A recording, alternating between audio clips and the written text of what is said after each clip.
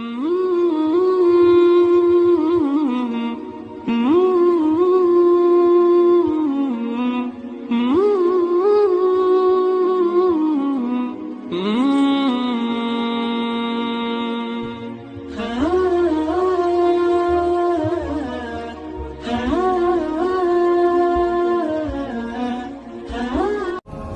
از انجام هر کاری به جای اینکه بگیم خدا چی میگه، میگیم مردم چی میگن.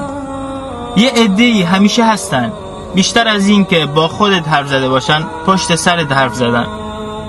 حرف مردم مثل خاکه، اگه تو هوا نباشه زیر پاته. نگران حرف مردم نباش.